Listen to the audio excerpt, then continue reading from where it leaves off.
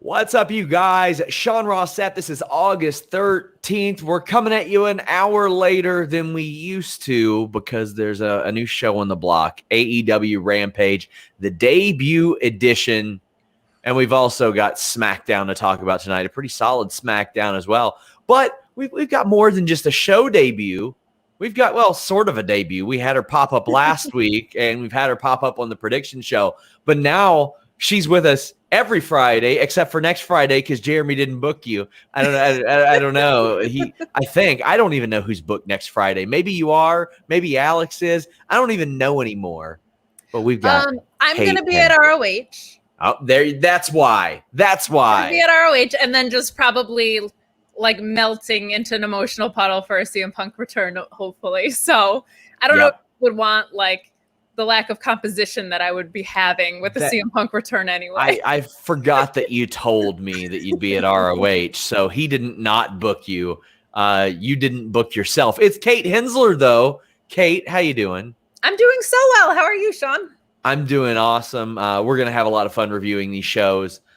Let's go ahead and talk about it. We got AEW Rampage, Friday Night Smackdown. Now, guys, in the future, probably like well on down the line, like once all out's over, if you guys want separate streams, we're able to do that. We're able to do a Rampage stream and a Smackdown stream. But as of right now, we're going to do them kind of combined. Leave a thumbs up. Tap that bell for notifications, subscribe, and most importantly, get your super chats in. Put over Kate like Jeff did, saying your pipe bomb on the distraction made me an instant fan. Have fun and welcome. I mean, yeah, it's not often that we bring somebody from Distraction Cannon over here. Usually we just wipe our hands clean of those people, but here you are.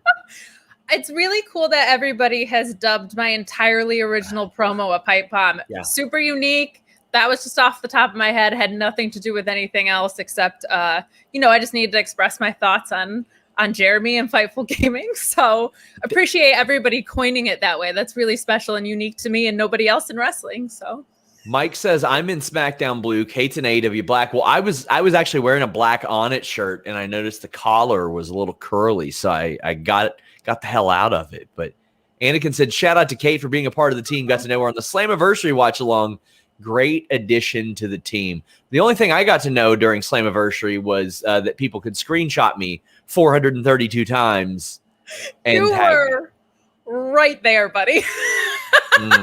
Any sort of like outside of the ring spot was like, there's Sean. I didn't I specifically asked them, hey, like maybe not put me somewhere where I'm on camera, but there we go. And Sun Stupid Punk says that crowd was insane. Sweet Lord. We're going to talk about AEW before SmackDown tonight. It was a bigger show, so we're going to talk about it. And that being said, SmackDown had some pretty important stuff, but AEW Rampage, Kate, kicks off with, first off, a 4-man booth that was a little too much for me. But I want to know how you felt about Mark Henry. I forgot who all's on there. Chris Jericho, Excalibur, and I think Shivani. Taz. My God. See, they got 732 announcers. So I actually initially was very concerned about having a 4-man booth on a 1-hour show. And then when it started, I felt like we were getting a less gimmicky Jericho. I felt like he was providing so much value in the first 5 minutes.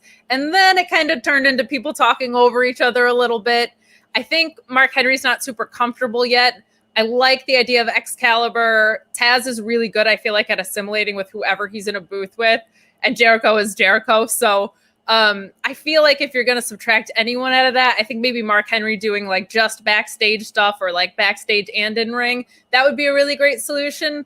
But it didn't feel as crowded as I thought it was going to. And I think it helped that Jericho still had his moments and he was definitely still yell talking a lot, but right off the bat, he was providing so much context for Christian and Kenny Omega and talking about the Canadian stuff. Like it was fantastic off the top. So I'm with you. It did feel a little crowded as it went on, especially with only a 1-hour show. It's not like anybody was substituting in and out, but I think maybe moving Mark Henry to like a more specialized role might be beneficial in the future. Yeah, and there's plenty that Mark Henry can add as well. Ricardo says, Kate acknowledges me once in a while. I mean, me too. Me too. you're ahead of the table, Sean. I kind of have to, you know? Gosh, Nerd Guru, we get a Kate and Alex show where they complain about how bad WWE's merch team is. It's really bad, man. It's like so bad. It's terrible. That's my hill to die on, is Nikki Ashe not having merch. Every day I think I tweet about how ridiculous it is that the most marketable gimmick probably in a really long time and a Raw Women's Champion just doesn't have any merch. Somebody just noted that Rampage had 1 minute more of in-ring wrestling tonight than SmackDown. That's wild. Some stupid punk says, if the two shows have to share a review, I'm glad it's on Fightful. That's such a great community and awesome mods. Just thanks for reviewing Rampage. Well, hey, we love our mods. Thank you all so much. We appreciate you guys for that. But let's talk about Kenny Omega losing to Christian Cage. Now, I don't know how I feel about this yet. This is truly going to be I'll have to see how I feel about it, because it did feel to me like Hangman Page should be the one to topple Kenny Omega. However, if for unforeseen not unforeseen, they've known it for about 8.5 months that Hangman was going to have a kid. If that keeps him from having that match, I understand it. Andrade's probably winning that AAA title tomorrow. Therefore, Andrade and Pac will probably be for the AAA title at All Out. But Christian Cage wins the Impact and TNA titles for the first time ever. He won the NWA title, his first go-around in Impact Wrestling. This was shocking. Before we even get into the match, just Christian winning, I was a bit surprised. I almost thought Omega would win, and then they would beat the crap out of Christian and take him out of the match. But that's not what happened. Christian's there. He wins. He's going to be at Impact next week. I loved a lot of things about this. The sunset flip bomb was awesome. There were some reverse DDTs in there, some awesome Snapdragons. I was looking through my notes and I was like, man, I just have so many like sequences written down. It's incredible. Definitely Christian's best match in AEW so far. I'm not surprised Kenny Omega handed it to him. And I'm not totally surprised about the title change, knowing that we are not going to get Adam Page and him at All Out. I was the same way, thinking that that would be the string that unraveled Kenny.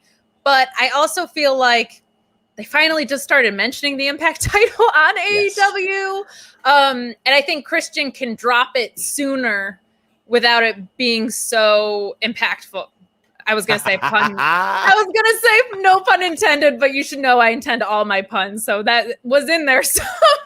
But I think it's easier for Christian to eat a loss to an Impact talent so they can get their own title back on their show. So I like this. And I also liked Christian at the end of this match going into that promo saying, it's going to be damn tough to beat you for the AEW title, but I'm in your head now. Like, you just took an L to me. So I love the way this unraveled, and immediately it makes AEW Rampage feel like a can't miss program. So I thought the booking was awesome. I think it surprised a lot of people. I'm not totally surprised about it, knowing what we know about Hangman now.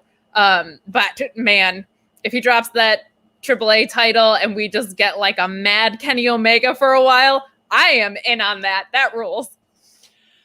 Impact TNA finds a way like every decade to get Christian back on their show. Like they're like, hey, we'll trade you Ric Flair. Like, I'm convinced that this was actually a 3-team deal and WWE is somehow involved, and that's why they released Ric Flair. Ric Flair's got to be involved again somehow, but Christian Cage back on Impact. I love it. Jonathan says Omega loses the AAA title and goes all Gollum with the AEW title. Well, at this point, I think you have to go that route. I think you have to go like my precious with it. He'll do anything to not lose it. As far as the match itself, there were some really, really good spots. BioMonkey says that finish on Kenny looked nasty. Hopefully it just looked that way and Kenny is okay. There were also a couple good Snapdragons. Now, there were a couple spots of the finish that I didn't like how long the ref was distracted. That was just too much for me. Like, he can't look over his shoulder.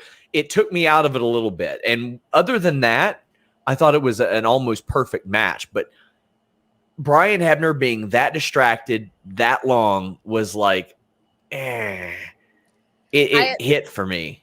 I am with you. Like, I've had continual complaints about the referees in AEW in general, and I was like, the forbidden door to refereeing is open with Impact. I was so excited because, in general, I really like what he does. And there were some spots earlier in the match where that 3 count was coming down and the kickouts were super late, and he knows how to pace his count really well to make that feel incredibly dramatic. So I'm with you, though. The refereeing is a consistent issue I have with AEW, and even though this isn't one of their own, people get annoyed at me for having a complaint about that. And I'm like, once you are really that into the match, though, like, it really does take you out of it because you're not abiding by your own rules at this point, right? And if I'm going to complain about it on WWE, which I do all the time, I'm going to complain about it on AEW too. So I had somebody tell me to stop watching the show. I was like, that was the only thing I didn't like on the show was that.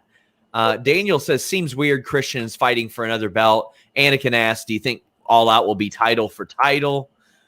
I don't think it'll be title for title. I think this will be I'd still be a little bit surprised if Christian is facing Omega at All Out because they don't do that. They don't run matches back like that. And it was a good match, but we know Christian ain't winning that AEW title, Kate. Yeah, and I feel like a lot of people had very strong reactions to the announcement in general, and I just try to remind everybody that it's wrestling. Like, calm down.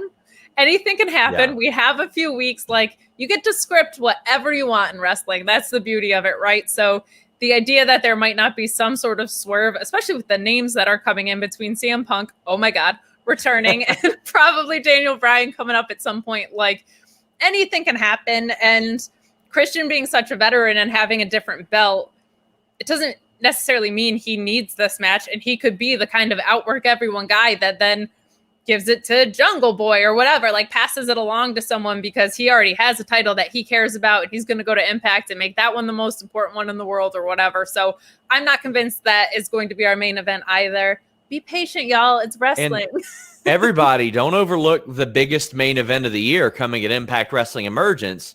Christian Cage defending against Brian Myers. Yeah, he is.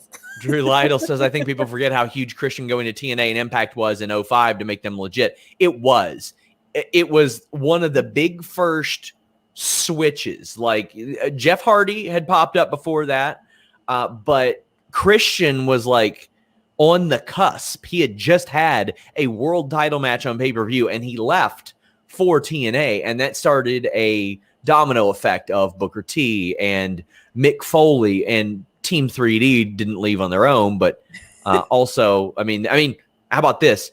He mentioned Kaz. Kaz was in TNA, left, went to WWE, spent like 2 months there, went undefeated, and was like, no, I'm going back. I'm going back. And Marco says, Christian conditioning appreciation super chat. He's almost completely different from his debut match with Kaz. He is a machine. It is incredible, the shape that he is in at this stage of his career. Ken says, the Bucks should have come down for the interference spot way faster, but at least they could always say, well, the ref was a Hebner. I would like, Kate, them to provide different personalities and attitudes for these refs. Like, the heels should want to get Rick Knox because he's like a blind old man. They shouldn't want Aubrey because she doesn't take any shit. I am with you entirely, and I don't even think we have like a released AEW rule book yet, right? So yeah, I'm all for latitude because I think that's so important in matches. Like, you can hear wrestlers talk about it all the time, like how certain refs will, if their count is off, like it takes the drama out of it, or if they're distracted for too long and they've moved on past a spot already. Like, I think it's really important to be able to take liberties, but like with Knox, sometimes I'm like, what's the point of having a ref here? Yes. I think they really need to, you have to have consistency for those liberties to be drawn off of, right? And we don't have that yet. So, I mean, I like that that's what I'm complaining about in AEW. It's very different than a lot of the other products that I have complained about, but it is a persistent issue. Yes. We got Nikolai saying couldn't watch SmackDown due to Fox showing NFL, but Rampage was hot. Jericho was a bit much on commentary, but I thought Mark did great. Well deserved for Fuego, a new Impact champ. Arsham says, so they pinned the champ before the big match, about to be some WWE type beat. I find Christian extremely mediocre. I don't care how good he is fundamentally. He's just sucking the soul out of me. I've never been more interested in Christian than right now in AEW, but I don't like the world champion getting pinned. However, I do know that this is a much different situation than most in WWE, and I generally trust AEW to tell a good story.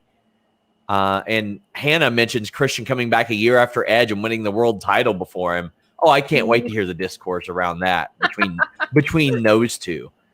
And we've got some people mentioning Orange Cassidy. Anyone see him leaning in the background of that Christian Jurassic Express promo? I did, and I didn't know if that was like planting a seed or what. I could see Christian versus Orange Cassidy for the Impact World title at All Out, Kate. Oh my gosh. I think that would be very, very fun.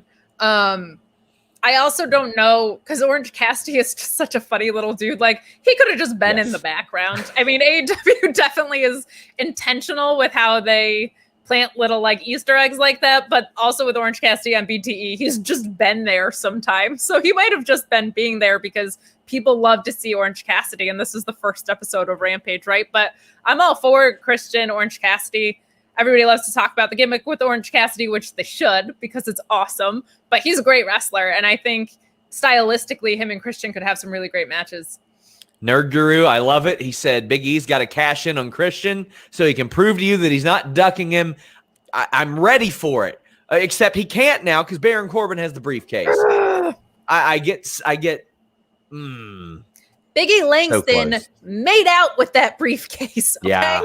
Oh, we'll get to it. Raphael says, is there a reason why AEW hasn't mentioned Andrade versus Omega at all?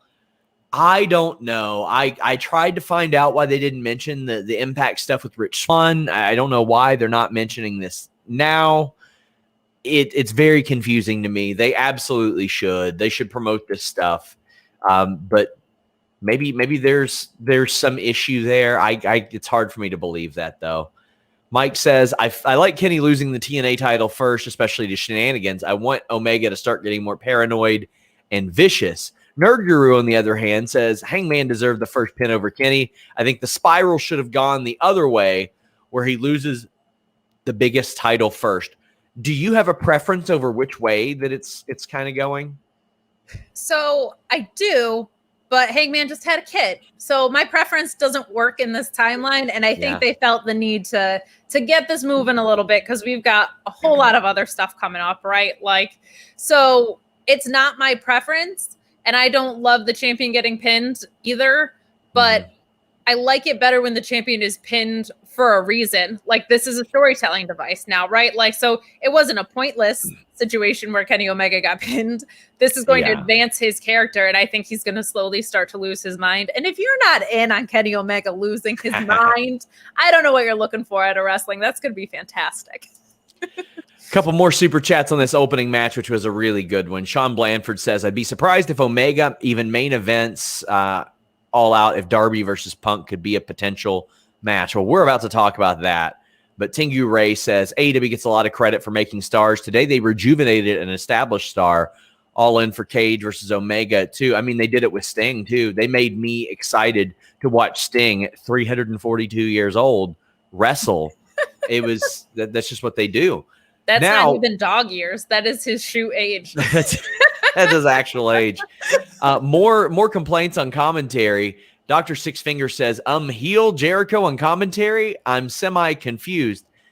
Yeah, the screeching and screaming, I don't need it. I do not need it at all. Asian Joe says, Rampage announced team feels like inside the NBA desk. Move Henry to roving ringside reporter. If it was like inside the NBA desk, I wouldn't be complaining. I watch games on TNT just to watch them talk on Inside the NBA. I would love that. Evan says, can't wait to hear Taz sing Tarzan Boy on Rampage. that is something I'm excited to hear. Gosh, it's a delight if you watch Dark and Elevation and you hear Taz just singing his pretty little heart out to Tarzan Boy. It's fantastic. Bam says, don't understand why people don't want Cage versus Omega at All Out, knowing what we know about Hangman. Hype for the match at All Out. It's not that. It's just I don't necessarily want an immediate rematch right after we just saw this, which, I mean, if anything, this does further solidify within kayfabe that Christian deserves that shot. But It's not that I don't think it would be a good match or anything like that. It's just we just saw it. Do you think it's because we get rematched to death on WWE too? Like, if you're ingesting this much wrestling, it's like, oh, great, another rematch. Like, I thought about that as well, that might be deflating my excitement a little bit. Absolutely. Ryan says Bucks and Callis costed Tenny technically paranoia. Yes, I think that should lead to some paranoia. And you know what? Maybe by the time All Out rolls around, there's a fella by the name of Adam Cole that was kind of close with the Bucks and kind of not close with Kenny Omega that's around. Sean, we didn't even talk about Don Callis' pink scarf. Oh, boy. There is no better fashion than AEW wrestling. Oh, There's boy. not. D'Lo says 30th birthday. Here's my birthday money. Love you all. Well, happy birthday, D'Lo. We appreciate you so much. We appreciate you so much, D'Lo. Christian won just for you. He did.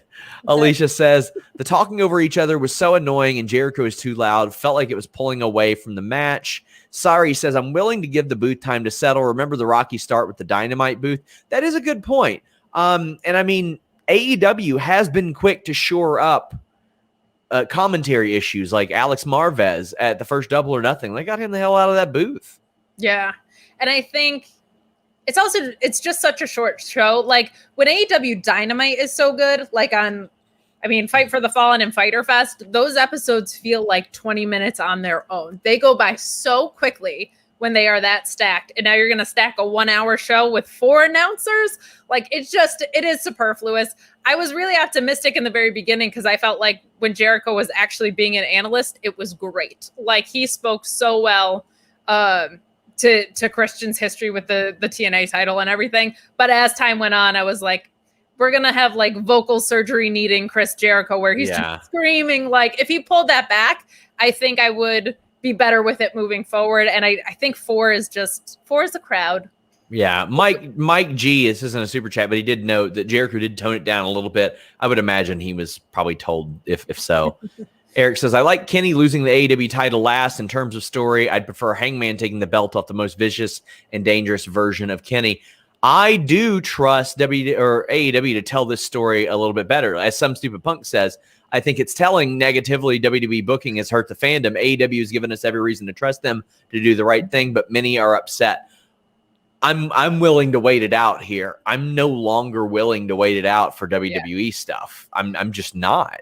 I think some of the reaction to this was just because now we're taking some left turns with a very clear and pure story that was unfolding over the past 1.5 years, 2 years, right? So there's now a wrench in it. And I think a lot of people were loving the simplistic textbook story that this was with the relationships with the Dark Order and the Elite. So I think people just were like getting a little nervous that this storyline getting muddy is going to take something away from it. But I think they'll pay it off down the line. They know what they're doing over there.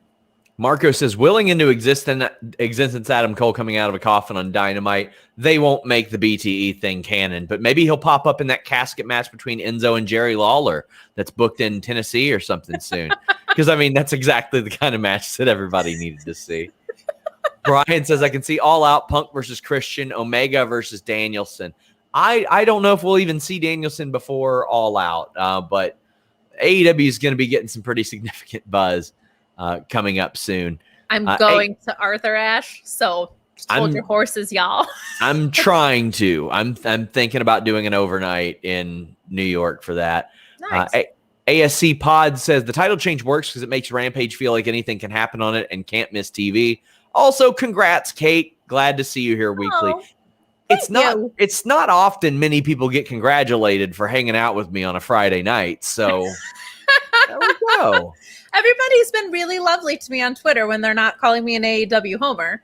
And so I said, if you're going to call me an AEW homer, give us your money about it and send a super chat. Yes, just like, and she did, wish the great muter would have muted Jericho. Oh, buddy, you don't even know. So we got the first dance promo. We got CM saying Shirley Punk is a lock for Friday, right? You what, mate? Says, geez, I wonder what AEW Rampage is going to do next week to top this. Flow Pro for show says, so Punk has been pretty much confirmed tonight, in my opinion. What do you two think? And then Sorry says, CM Punk ended his story caption earlier today saying, "Nothing's over until you're underground," which is a tattoo on Darby's chest. Damn those guys. So I think he was pretty well confirmed when they booked the United Center 3 weeks ahead of time for a show on a Friday. Kate, when they were doing 3 shows already. So how you feeling? The chess game by Tony Khan on this has been phenomenal to me, because he was like, well, All Out's already sold out, right? So why don't I book the United Center and your comeback for SummerSlam weekend and just take the air out of the tires of my competitor? And yeah, I mean, if Darby Allin's going to go on there and say, I'll see the best in the world at the United Center in Chicago, and it's not him, you can't bait and switch that in Chicago unless you don't ever want to sell another ticket. So unless promotional it's malpractice. Emotional malpractice. Yeah. I said the only way that works is if it's Michael Jordan. That's the only person. Yes. Okay. Yeah. If you get Michael Jordan there and the elite are all lined up and he literally recreates the free throw dunk contest dunk and teabags them all along the way, that's okay. That'll make up for it. That'll be all right. He could do like a whole flu game thing too. He could be like, I was sick in my and then Rodman debut. Clotheslines all of them. And then Phil Jackson chokes out Don Callis. That's the way you do it. Book it. And then we see CM Punk it all out. We nailed it. Yes. We nailed it. Chanel says, first time super chatter here to say Kate is awesome. Love hearing her opinions. You're awesome. They say at least they're calling you an AEW homer, not AEW sexual. Now listen. I will take that. Listen, I don't think that's the dunk a lot of people think it is. Because, I just don't think it is. But I also just like good wrestling, to clarify. I think AEW is great. I love ROH. There's some things I like on MLW and NWA sometimes. Yes. But I'm not like brand centric. This is just the thing I'm most excited about right now.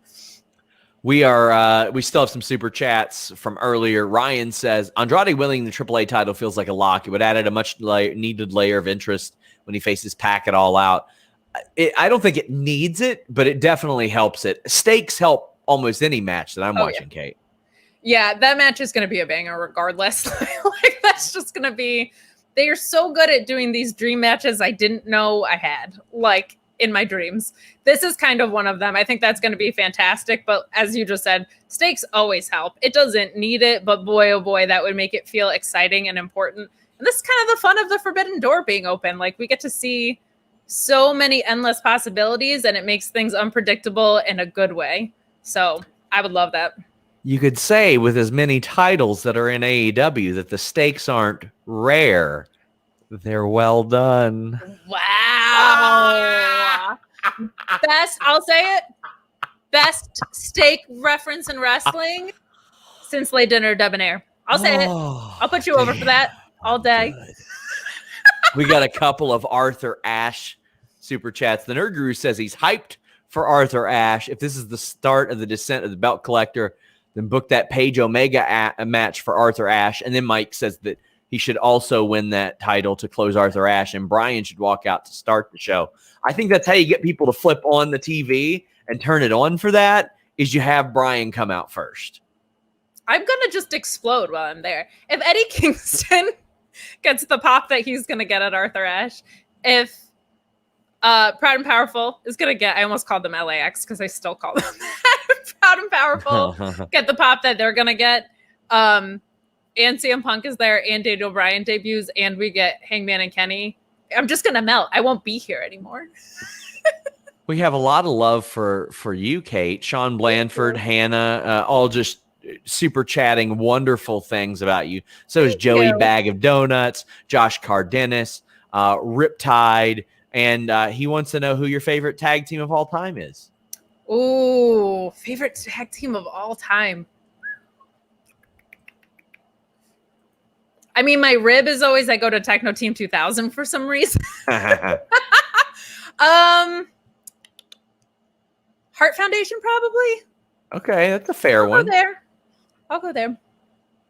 Oh man, let's talk about this well, actually, there's Manuel saying, I thought there were legal issues with AAA in the U.S. Luis says there is, and it'll be aired 2 weeks after the show because of this. Yeah, people will find a way to watch it. Doug says, who will the Bucks drop the titles to? I don't hate the idea of the former LAX, Santana and Ortiz, winning it in Arthur Ashe. But at this point, I kind of feel like maybe you do FTR, Santana and Ortiz, either at All Out or Arthur Ashe as well. But yeah, I think those would be. Who do you think that end up beating them? I've been hoping it was going to be. I almost said FTR. LAX. I'm just going to call them LAX. Yeah, I miss them being LAX. I really do. I miss the theme so much. I think it could and should be them. I've had a little bit of a problem with the Inner Circle not breaking up as fast as I want them to, because I feel like we're at the point where the Inner Circle is now holding back the breakout stars instead of pushing them forward. So my hope was that they might dismantle, maybe in a friendly way. And then, I just feel like a face LAX going over in front of their hometown, I feel like, man, people will go absolutely crazy for it. But maybe that's more wishful thinking. I just don't know who else you build up at this point to do it other than them. But I think they're due for a run, and I think it should be a long run when they get those titles. And she asks if we think Rampage will have good ratings. Man, it's going to be hard for me to gauge for like a month, because you're going to have the debut episode. You're going to have probably the CM Punk episode. Then after that, it's a normal week. Then it's the All Out Go Home show. And then maybe after that, we'll see. We'll be able to really gauge it. But people are going to be like, Punk is going to be there. So that's going to retain something probably. Like, I'm assuming they'll have him pop up on occasion on either program, right? Just to keep you guessing. And then Daniel Bryan's going to be around. So, like, I think, but Dynamite, when they were doing those Friday nights, tanked though, right? It was like around 500,000. Yeah, it wasn't good numbers. They were bad numbers. Yeah. So, if that's where their expectations are, hopefully those expectations will be blown out of the water. But I think you're right. I think there's just so much momentum that we're not going to have an accurate gauge on that. Brian says, I can see the AEW title, Omega versus Bryan, Impact, Christian versus Punk. I don't think Punk's going to compete for the Impact title. But the tag titles, Good Brothers versus Bucks, I don't think yet. I think that's going to be way, way, way down the line. I'm sexist, by the way. I think he left out a letter. I think he meant to say sexiest. I would say if you were muting me, I would call you sexist. But you're not muting me. So there you go.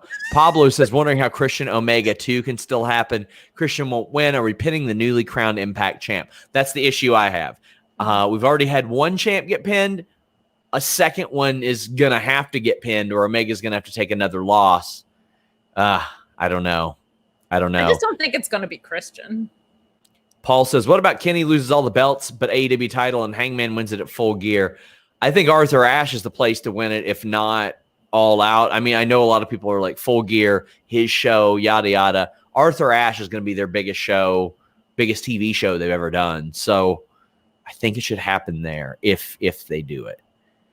And here we go. Let's talk about it. Fuego and Miro. Fuego, for those of you who don't know, is a regular on Sammy Guevara's blog, which is blown up. It is Sammy's best friend, legitimately. I mean, when I interviewed Sammy, Fuego fed me like a gimmick question for him to like bust his balls on. And a great guy, super over at those shows where like some fans would be there. They would start Fuego chants. It happened tonight. I thought this match was perfect, Kate. It was 3 straight tornado DDTs, which he blabs about on Twitter nonstop. He got the tornado DDT over. He did. And then he hit Miro with 3 of them. And they sold me a ticket on the countout. I thought he was about to win by countout and get his contract that way, Kate. Instead, Miro gets up, Samoan drop, kicks him in the face, hits him with the game over, which is way better than the accolade. This was perfect to me, Kate. I absolutely loved the way that this went down because of the moment that you talked about. it feels like Fuego should be getting a contract the way things have developed. So there was always a part of you, especially because my head went to, what if Kip Sabian costs Miro? Like, there's so many other possibilities of like, what if this sets something else up for Miro?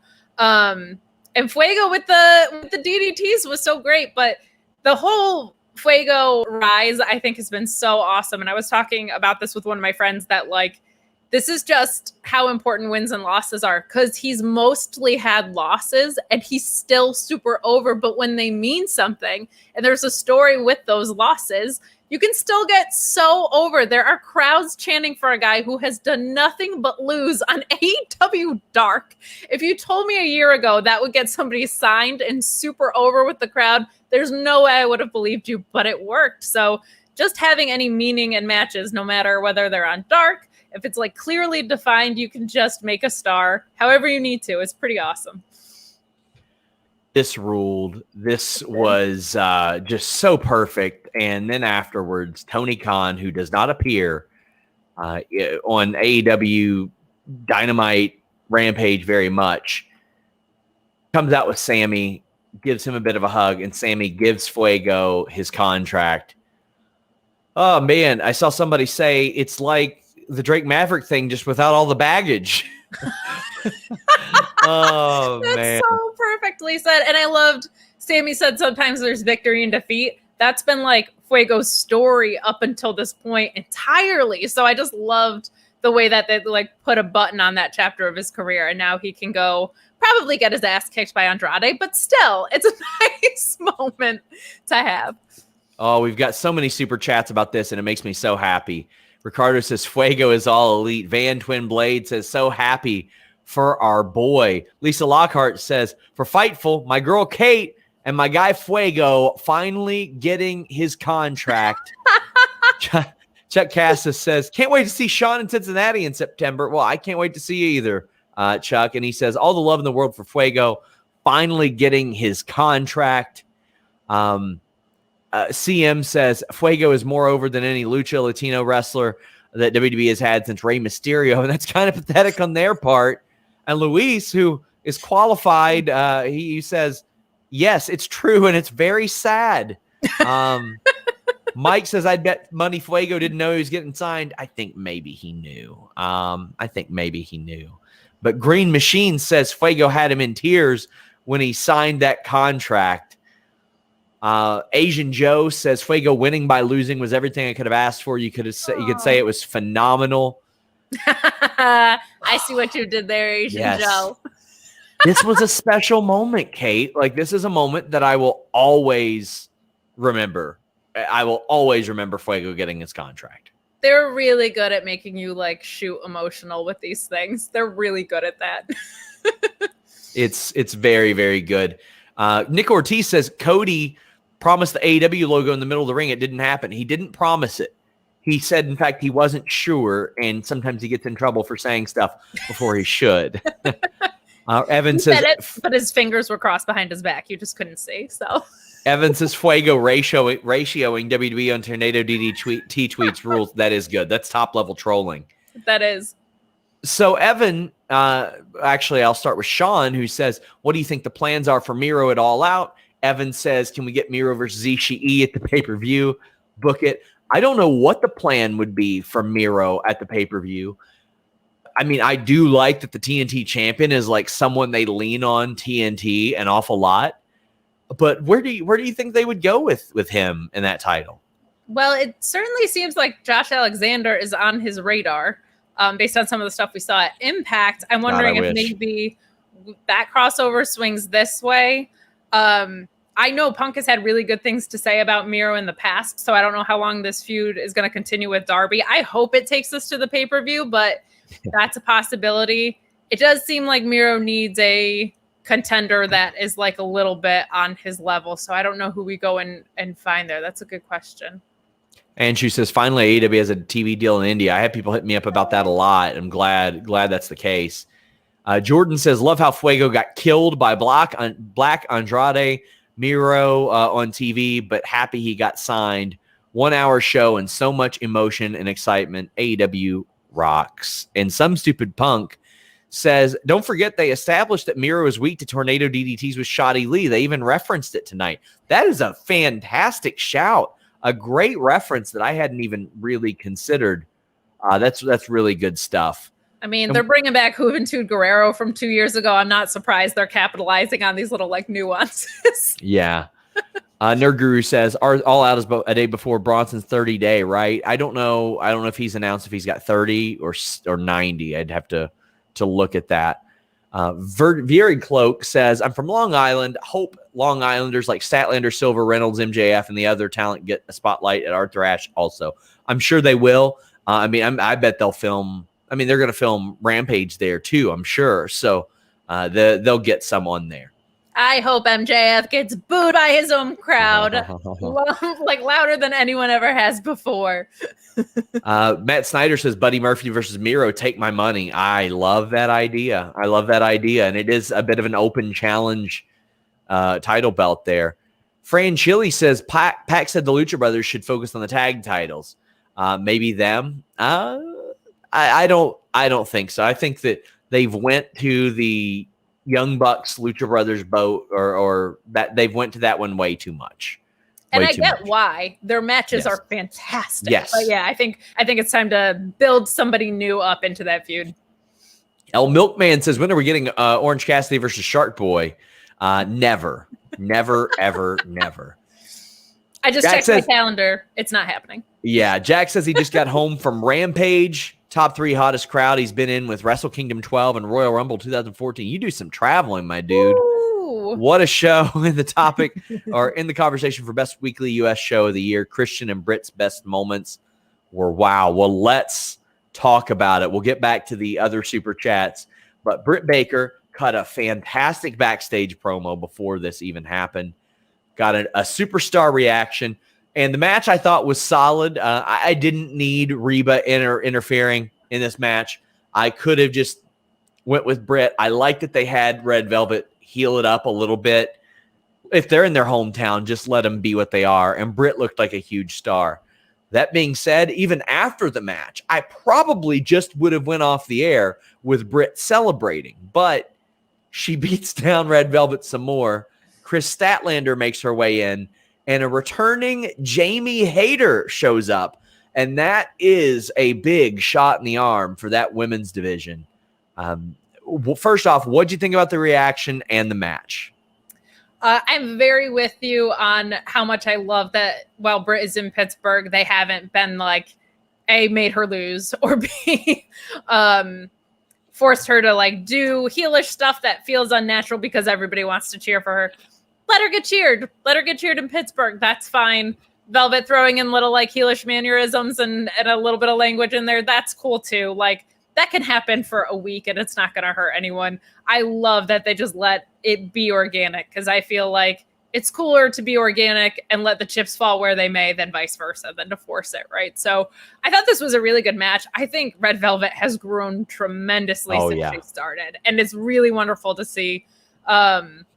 And Britt, I thought this was a well-paced match for her. I feel like sometimes she gasses out a little bit.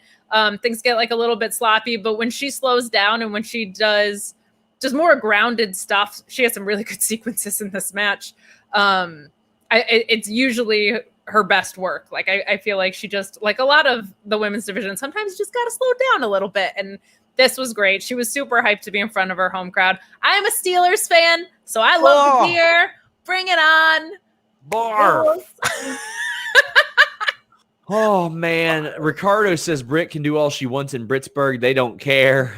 Nice to see someone get over in their hometown, unlike in WWE. Yep. And Pyreco Productions says, now that's how you book a hometown hero, even as a heel. Britt was a killer. Got to give credit to Red Velvet working heel. One of the stories of this match was that Red Velvet had improved significantly since the first time that they faced each other, and she had. Yeah. And I love that. Mike Provencher says, I love letting Britt get in all of her heel stuff for a cheering crowd. She said she's the best. Why would she change? Because people are cheering her. I completely agree. And Danny says, seeing Britt get the adoration of her hometown put such a smile on my face. Why is that so hard? I never understood the idea, like with Mustafa Ali. Okay, we're going to lay him out because it's here in Chicago. Because quite frankly, Orlando the next week did not give a shit what not Retribution did to Mustafa Ali. What not Retribution did to Mustafa Ali? Well, I don't know their damn name anymore. I don't think they do. So that's what poor I'm guys. doing anyway. But you're right. That is, I get the idea of wanting to build up heel heat on someone by having the hometown hero lose, but that lasts for 10 minutes because then you move on to a new town. So I can't stand that either. That's silly. Wow, this isn't a super chat, but the boss man, the owner of Fightful, says Kate equals good pickup. SRS. See, good reviews.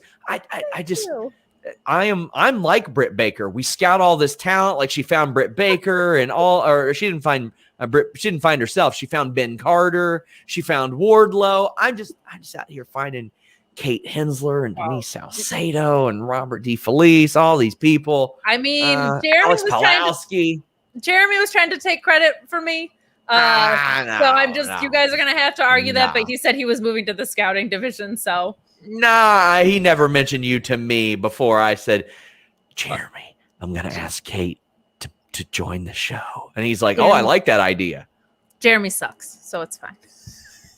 Also, I love Jeremy. He's my best friend, but also my arch nemesis, so it's fine. No, that's understandable. Sure. No V triggers. That was my only complaint about the show. Yeah. So a lot of references to Jamie Hayter. Ron Sanders says he thought it was Becky at first. No, it ain't gonna be Becky. She ain't gonna debut there. Bradley says she looks like she's in amazing shape. Matt Reichel says he'll also be at RH next Friday. Loved the new enforcer. Baller Lasagna says, glad Hayter is back, but nobody recognized her. That's why I would have saved that for Dynamite. And he says the finish worked on paper, but the crowd didn't want to boo Baker. I would have saved this for next week. I would have had Red Velvet come out and say, I pushed you to your limit. And then Britt Baker just beats the absolute dog shit out of her. Chris tries to come in and Hayter does it. I think this show should have just went off the air with Baker soaking it in, all that. We also have Zed saying wasn't Hayter's first AEW match against Brett. I'll look. But what do you think of Jamie Hayter being brought in? So my complaints about AEW are the women's division booking, refereeing, and getting more as you've coined. So this is an awesome addition. I'm very excited that she's going to be there. I am with you on, like, I wouldn't have even had Britt beat down Red Velvet after, because I feel like she was basically a face in it. Velvet's a face long term. Like, you could have just done the, like, respect move and just had Britt standing on the ropes with the crowd going insane as your go home shot. Like, I would have been, even for that, like, I would have even gotten simpler than you and saved this.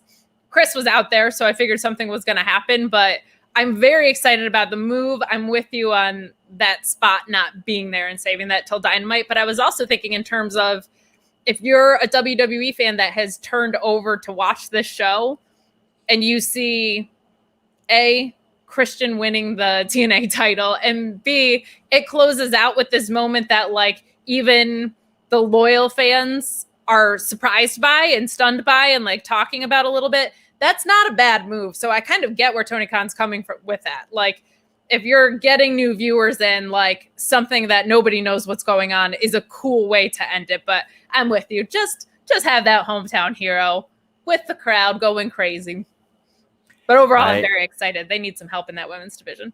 Josh says he's surprised for Hayter. Thought she was NXT UK bound. Yes, Hayter did face Britt in 2019 in Pittsburgh, Jack Murphy says. That's long-term booking. Dr. Six Fingers says Velvet and Fuego were on the first ever Rampage. What an incredible incredible fairy tale. So much talent from Hard Times Flourishing. That's a very, very good point. That is an incredible point. Mike Lima says, since Hayter is now all elite and Emi Sakura is coming to the U.S. long-term, does this look good for Jesse and Cassie Lee? The former Iconics, I will have an update on FightfulSelect.com next week. Go ahead and subscribe. We break news there every single day. We've got stuff over there. We'll have some more details on Britt Baker's injury that she's actually working through this weekend. Had some stuff on Becky's return and working through stuff. So Let's get through these super chats on Rampage. Obviously, I didn't expect to go almost an hour just on Rampage, but it is the debut show. It was 3 title matches, so that'll happen. Nerd Guru, yeah, these are fun. Nerd Guru says, was I hoping for too much for Deonna to show up to challenge her at All Out? Thought for sure that was going to be the big off the air or go off the air moment. Yes, you were, because Deonna is in Mexico right now. She's going to be at the AAA show tomorrow. So she is in. Yes. That's a long commute, I was going to say. That's like not a bus ride, you know? And Cody says he's right.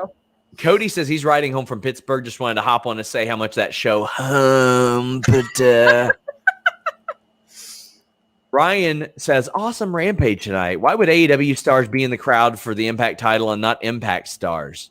That was very confusing to me. Like, I don't know why Best Friends and the Varsity Blondes were in the audience. Like, they work there. Yeah. No, that was weird. I'm with you. I at first was like trying to think about if they were planting seeds, and then I was like, no, that just makes no sense. They're just there. So we have a few random super chats as well because peppered in from the other stuff.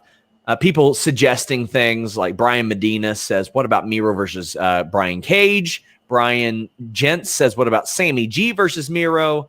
Rangers Mayhem says, what do you think about Black versus Miro for the TNT title? Then Murphy and Brody King pop up. Well, first off, I would love them to join like the House of Black. That sounds awesome. Any of those options sound really fun. I would lean more towards Sammy and Alistair or Malachi Black. But which way are you leaning out of those that are provided? I mean, I would love for it to be Sammy, but that he feels so, even though they haven't done a ton, like it feels like he and Spears and then MJF are going to probably take up a good chunk of programming. I kind of wish it was like maybe like a Will Hobbs or something. I'm ready for Miro to like clash with like a really big dude, and he already did with Lance Archer. So I feel like a Hobbs or Cage is a good pull too, but that still seems a little bit tangled up. Where I feel like Hobbs has a little bit more freedom. So I'm ready for Miro with like another really big dude. As much as fun as it is watching him toss around things. Guys, like reminder, leave a thumbs up, get your super chats in. You get your question or statement right on the air, like Nate Monroe, who says, wrestling live was fun. The ending was weird with Jamie. Anthony Velasquez says, SmackDown and Rampage were both good shows tonight. 813 Car Guy says, wrestling was so good this week. And then we've got Bam 255 saying, we start with the Bulls intro, then the Cult of Personality hits next week. Oh, yeah. It's got to happen. There's no way they would. I'm so nervous. Cult of Personality is going to hit and MJF is going to come out and I'm going to break something. Yeah. Eric says WCW used to have wrestlers sit ringside for big matches too. Fall Brawl 95. Yeah, I mean, a minor thing that I even noticed. Like, whatever. And Fran Chili says for the first episode, I think they'll make improvements being the commentary team. I doubt Jericho will be there all the time if he wrestles or if he's on tour. I trust AEW in what they do. I mean, if they're primarily filming this on the night of Dynamite, so he's going to be there most of the time. And then Jack Murphy appreciates Fuego, and we finally got through AEW. And we just have some random chats. Some stupid punk saying there are people still not on Fightful. WTF. Anthony Down Under just showing appreciation to you. And Riptide saying the only thing fresher than your shoes is that cut. Stay classy, San Diego. Oh, well, thank you so much. Everybody knows I like a little trim here and there. We've got so much to talk about on SmackDown even. And as I look, like, I'm looking legitimately. Think of all those super chats I just read. Mm-hmm. Now, this isn't me saying, you guys are poor, give us money. This Corbin. Is me saying, we've got like 2 super chats for SmackDown on Fox with John Cena and Roman Reigns.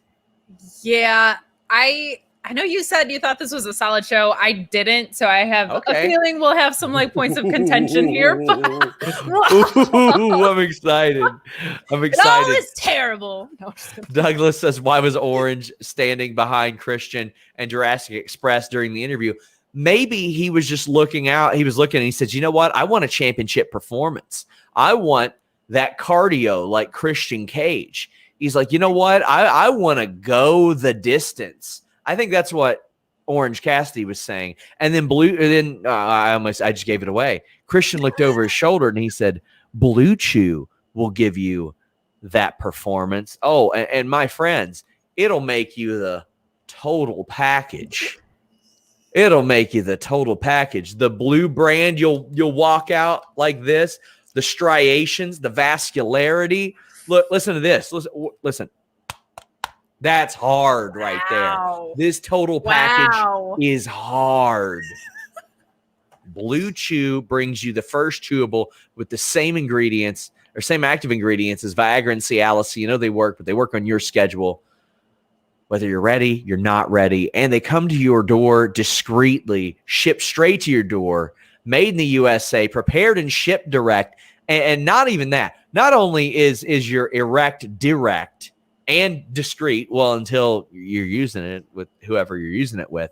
You don't have to wait in line at the doctor's office. You don't have to wait in line at the pharmacy. I almost combined those two words and made it the doctor's office, which, you know, your bedroom will become the doctor's office there it is. Once you use some Blue Chew and that code Fightful and you get your first shipment free. I mean, you're going to be doing some cavity searches in the doctor's office once Blue Chew and the code Fightful gets to work. I was trying to think of some like Hardy Family Office thing there, but the doctor's office. Kudos to you, by the way, as we're switching to the blue brand of SmackDown for bringing in the Blue Chew ad. The best blue brand there is. One that will never leave you disappointed. There will never be points of contention there with Blue Chew. You take a questionnaire online, and then you get prescribed the active ingredient that's right for you. Their online physicians get it done. You don't have to wait in line at the pharmacy or the doctor. BlueChew.com sends you and that special someone to the doctor's office. Oh, boy. Action figure looks more like Sid than Luger. Now, that's not true. Come on now. Cyclops, got to give Galoob some credit. That's a pretty good Luger right there, buddy. Come on, look. You can see his butt cheeks a little bit. It's from 1990, I think. Maybe 91.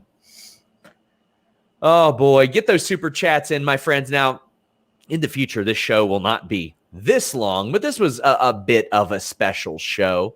But before we get started, Nikolai says, interesting names at Dark tonight. Yeah, Lee Moriarty was on Dark. Yeah. Hose me down. Hose me down. I also love that before they go on air and after, Eddie Kingston is just the hype man of AEW now, I guess. They just are like, here's a mic, go talk about how great everything's going to be. And then he does, and everybody loses their mind. It's like my favorite thing in wrestling that Eddie Kingston gets to do this. It rules. So what we're going to do is we're actually going to save the big segment for a little bit later. We're going to talk about Street Profits and Alpha Academy, which was absolutely a match that we had to see again. I thought it was a solid match, but Jeremy has notified me that I basically convinced myself every time that Montez does a flip that I've convinced myself that an average match is actually just an okay match. Now, he ate absolute shit on this dive, and it was clear Otis was supposed to catch him and get thrown or something like that. But that didn't happen, and Otis didn't end up selling this dive that connected. The match was okay. Angelo Dawkins has gotten so much better. Yes. But I thought this was fine. I just didn't need to see it again.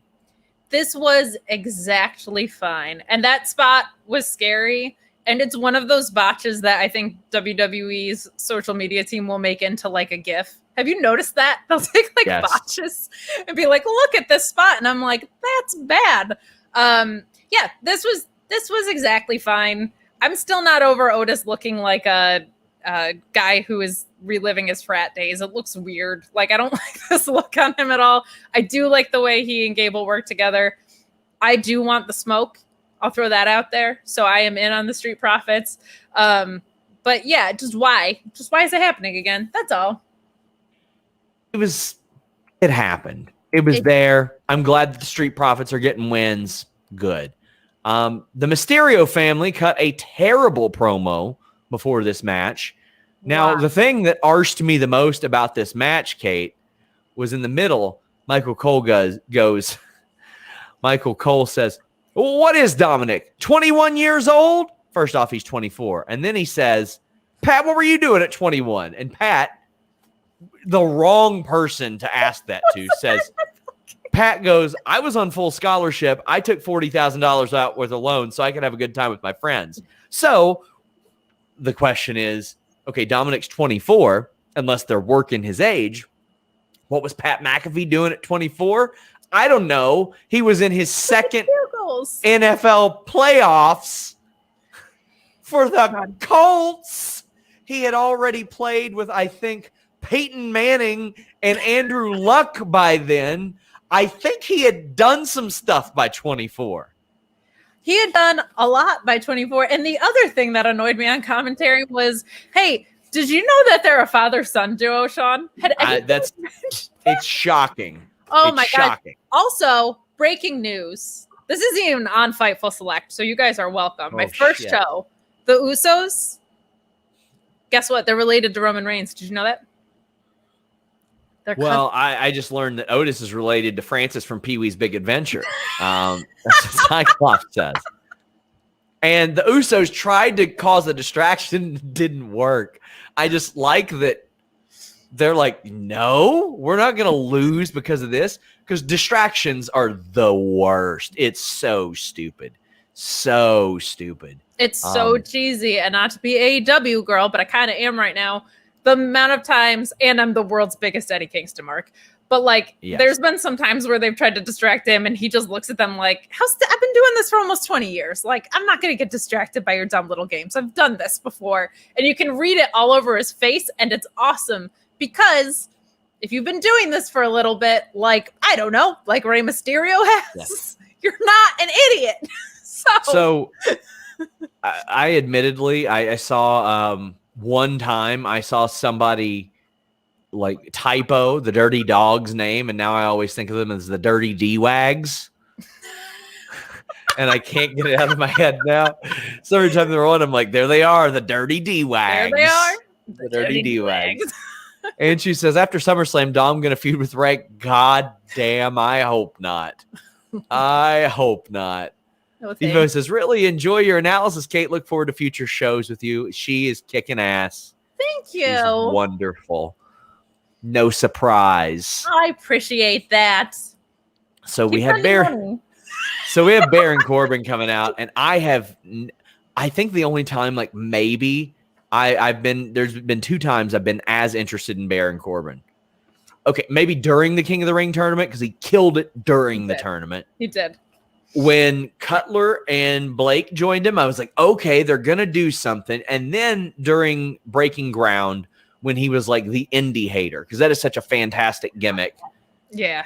But this is as stupid and ridiculous as it is. I've enjoyed Baron Corbin like never as extended and continuous. And he's out there and he's like, listen, this is my last plea for help. I have a credit card swiper hooked to my phone. I love this. I know that Alex does not like it. He caused a little tizzy on the web. He sure did. But I think this is stupid and ridiculous. And it's like, if I'm going to get stupid shit on a WWE show, I'd at least like for it to make me chuckle. Well, the whole show has been mostly stupid. I'm a little bit of a sour grap about this angle, I gotta say. I am in Alex's camp on this. I understand. I think I don't like it as a matter of taste for a few reasons, which I will let Alex explain. Go to his Twitter and find out, because he's extremely articulate about it. Well, sorry to interrupt you. Corbin should feel fortunate, because if he were in AEW, there ain't no chance Dustin Rhodes is helping his broke ass. Oh, of course not. No chance. Pull yourself up by your bootstraps, kid. But at the same time, like, so other than a matter of taste, there's logic issues here, right? Like, he was on my television twice, which means he's not broke. And they never, there's so many simple ways you can do this. Just fire him in the storyline and have this be him earning his way back.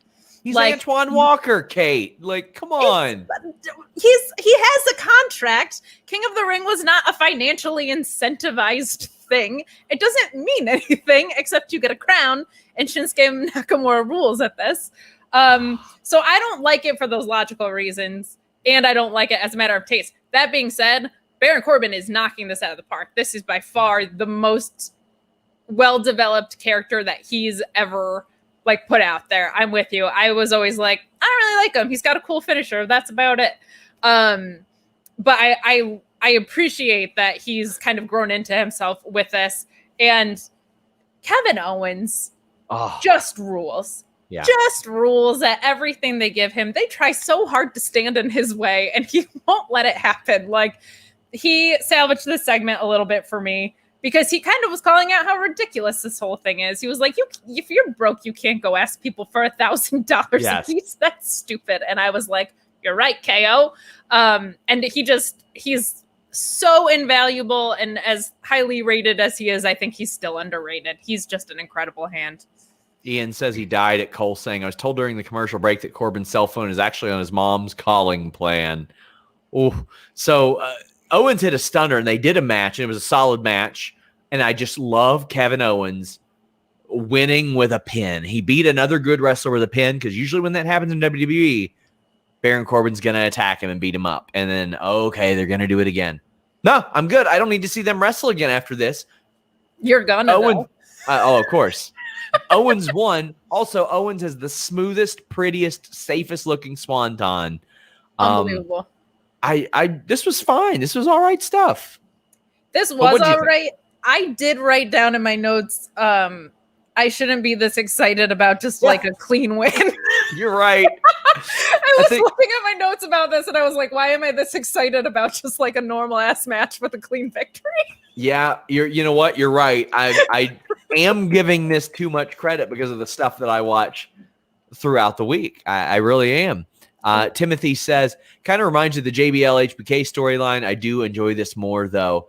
This is, I want to say, more lighthearted, but it kind of not. Also, it's kind of brutal. You what, mate? Says Baron Corbin got to make sure he's near a dumpster when Dustin Rhodes comes by. Man. Cyclops saying Broke Baron is better than anything on Raw now. There ain't a lot of great stuff on. Yeah, I was going to say that's a pretty low bar. But even this, I'm like, why is it Kevin Owens' responsibility to give you money and not Vince McMahon's when you're on 2 shows in a week? It's silly. Evo says, imagine Corbin is going to go to NXT to try to steal the $1 Million Championship because he's so desperate. I would love Baron Corbin popping up on NXT and getting involved in the Eli or the LA Knight Cameron Grimes stuff. However, what he's doing now is stealing Big E's Money in the Bank briefcase. Now, I love that Big E was working with Bianca backstage on signing and cursive and like the contract stuff. That was cute. But then Baron just runs, and you know what he's thinking? He's thinking, wait a second. John Cena just did this with a world title contract. Why can't I do it with the Money in the Bank briefcase? And again, if this is CSI and Gil Grissom is on the case, it ain't hard to figure out whose briefcase that is because Big E's got his droplets all over that thing, yeah. Kate. He open-mouthed that briefcase. They throw the luminol on that bad boy, it's going to light up. We are still in a pandemic. Come on, man. I hope he sanitized it. I don't like this kind of nonsense, and I hated what they did with the contract spot the week before, so I don't like it here. Just let Big E have the Money in the Bank briefcase. I don't remember them, like, recently. Like, was the last time they did a battle for the briefcase and not someone just, like, stealing it and cashing it in, was that, like, Cody and Damian Sandow? I feel like was the last time they did that. Wow. So I'd have to go back and look. Yeah. I don't hate that idea, but like also just have Big E cash in for the title and win. Like, go back on Raw with New Day. It's right there. You could totally set up a reunited Hurt Business Bring Jimmy Lloyd in for all I care.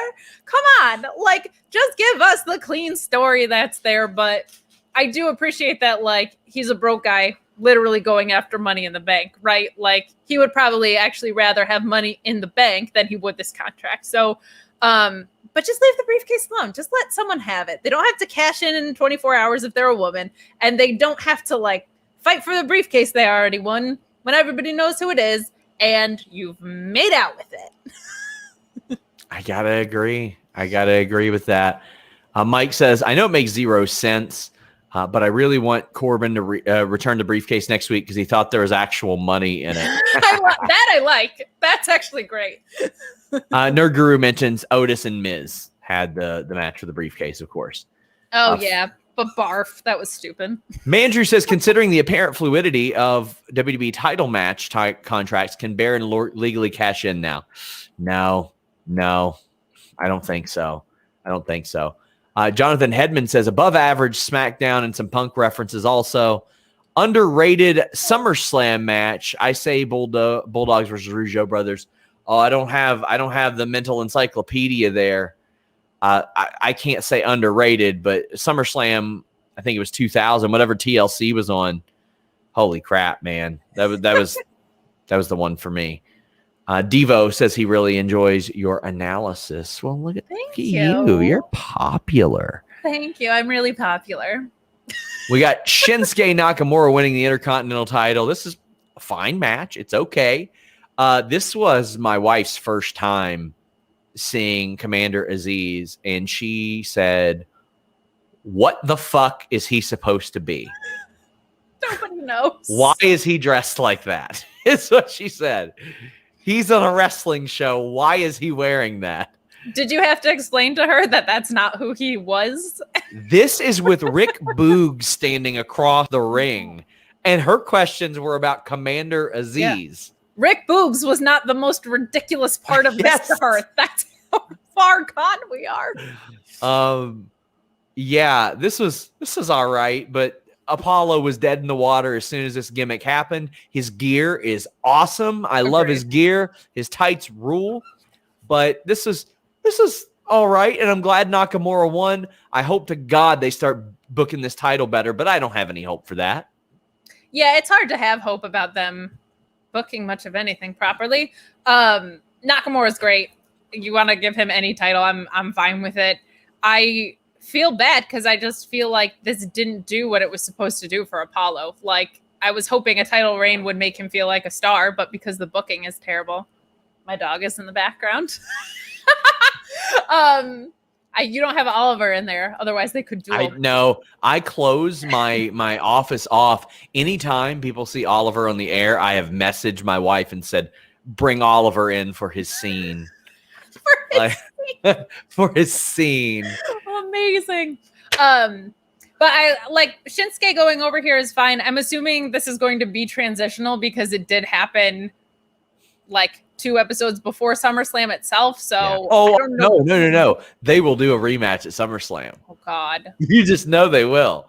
I don't know why I didn't just assume that based on where we are at this point, but I was hoping that they would move on. But why would they do that? John Vask mentions that Rampage review started with a significantly higher number than the SmackDown review. I mean, that's why I said if you guys want in the future, we will split them up if enough people want it. But otherwise, you can just stop watching. You've got to give the people what they want. Yeah, indeed. Indeed. Anshu says Kate is popular. Kate is spectacular. Yes, she is. So much. She is. The Seth Rollins segment, I loved this segment. You didn't. Rob says, give me Nakamura Balor at SummerSlam 20 minutes. I'd be shocked if they do that, but I would love that. I loved the Seth Rollins things that played off of history. He's like, you're not getting Edge tonight. That's okay, because Edge said that I was Edge light, so you're getting the next best thing. And he says, if I would have went through in 2014 with what I threatened to, he wouldn't be back. He wouldn't have a movie career. He wouldn't have anything. He wouldn't be pushing his daughters on the swing set. They'd be pushing him in a wheelchair. And then he's like, you know what? This isn't me. He's making me say things that I regret. A wild Kevin Dunn appeared, which I actually missed. I didn't see it, but I'm working on a big Kevin Dunn feature for in the future, guys. So wonder if that'll get me heat. But it shouldn't. There's actually people that said great things about him. But tell me why you didn't like this, Kate. It just felt kind of generic. I will say they at least talked about a history, which, like, again, should not be great. Like, that should not be something outstanding that happens. But they don't do it with Rhea and Charlotte, and they don't do it with Drew and Jinder. So I guess I should be excited about that. It just felt kind of generic to me, and I don't ever need to hear a heel ever say again, you should be thanking me, or my opponent should be thanking me. That just is, it's on the cliche list. It's on the in this great sport list. I don't need to hear that phrase anymore. I might have been distracted by Rollins Golden Girls drapes get up that he had going on. But I guess this just felt, I think this is almost like in that dream match-ish territory. Like, I have high expectations for it, and it just feels like just felt generic to me. I you know what? You're entitled to your opinion, but unfortunately, there's somebody that disagrees with you. There's somebody that does not like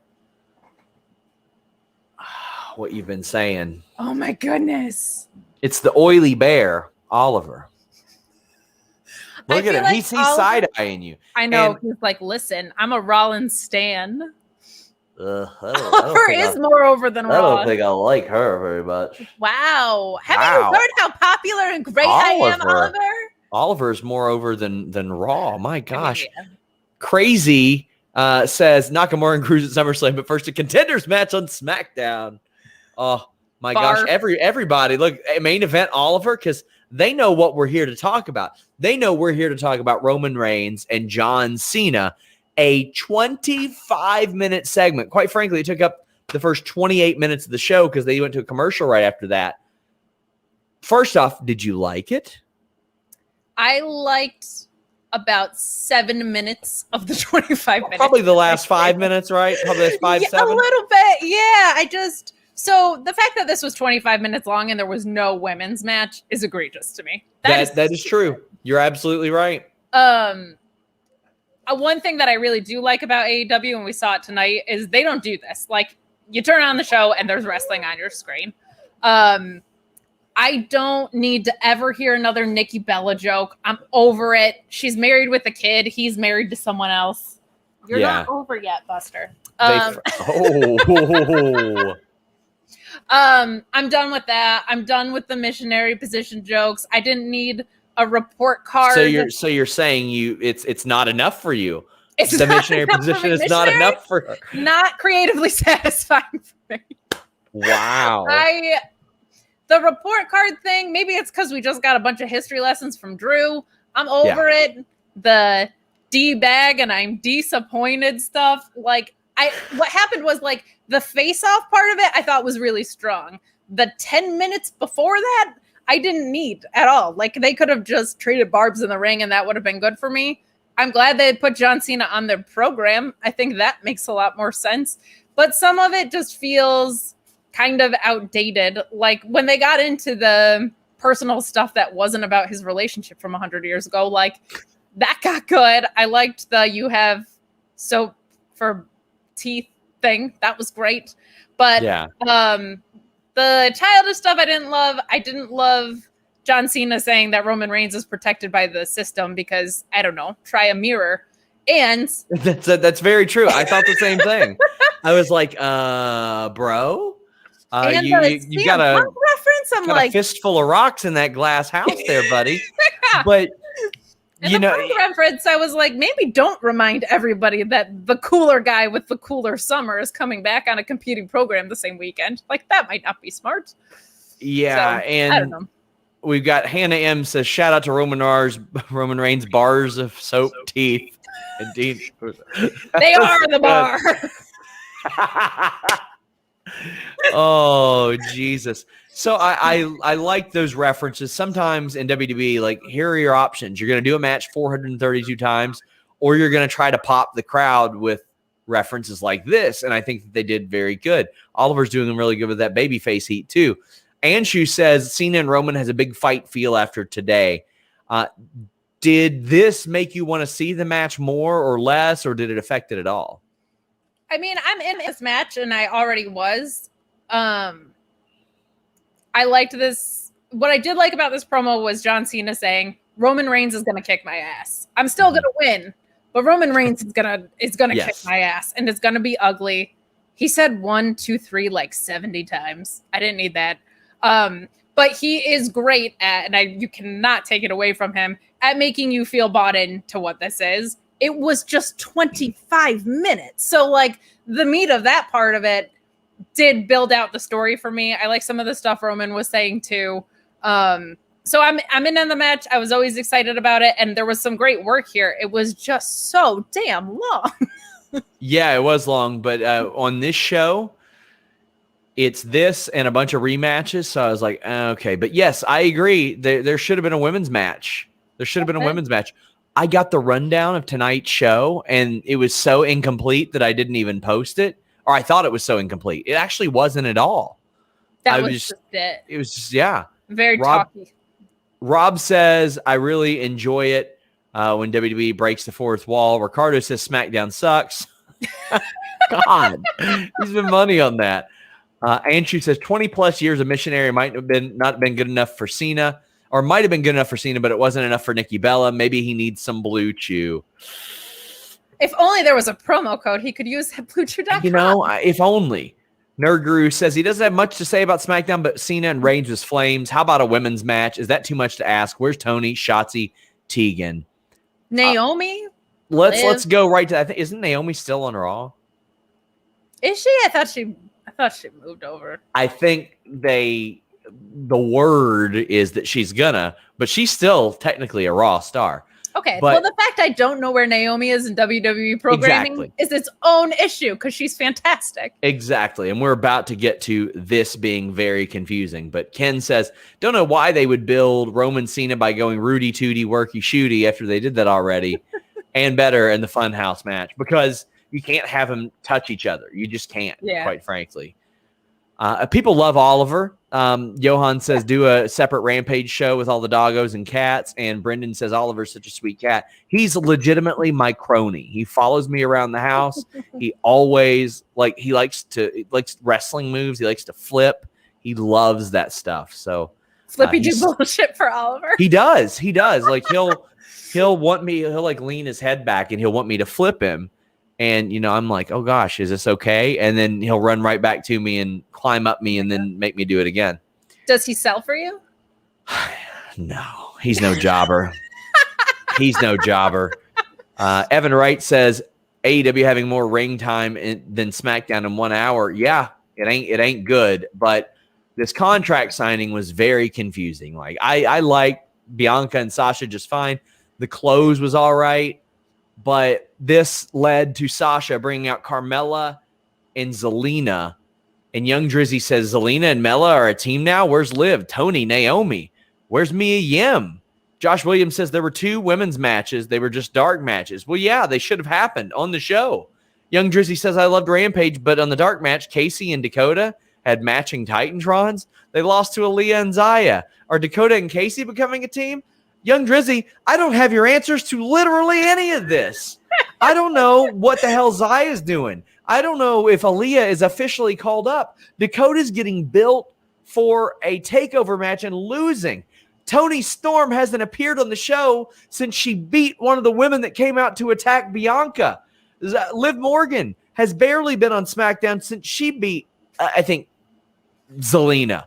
So instead, what you have, Kate, are 3 women who are combined 0 and 1,362 against Bianca, beating that ass. Okay, so contract signings are usually already boring and stupid. I will say this. Sasha is just everything about her. She's a star. Like, Yes. And I don't just mean the look because her gear does rule, but her whole presentation, like she just oozes charisma. And Bianca is great too. I didn't love Sonya saying, and she's getting her rematch like it's an automatic thing because we nixed that in WWE, right? So the automatic part of that I also didn't love. But yeah, if I had an enemy, I wouldn't be like, oh, you know what friends I'm gonna go get? The ones who've never beaten that enemy, never will beat that enemy. Like it just makes no sense. All Carmella does is lose, and all Zelina's done since she's come back is lose. Yes. So like get friends who are better at this. Why wouldn't Sasha instead try to get Liv and Tony? And now somebody say, well, because they're baby faces. I don't give a fuck. I would much rather it make winners sense. By my side. Yeah, and like a story that makes sense. And then if they turn heel, so be it. Like, and okay, so like, is kayfabe, the catering, so good that Tony, Liv, Shotzi, Tegan, I don't know, Tamina, anybody like isn't like, you know what, I'm gonna get on TV. If these girls are, I'm gonna get on TV. Like, and why did you call them all up for like? There's a bunch of people that you called up from NXT to then not use again. Yeah. Like NXT's in rough shape. I get it. But like, why did you call these people up?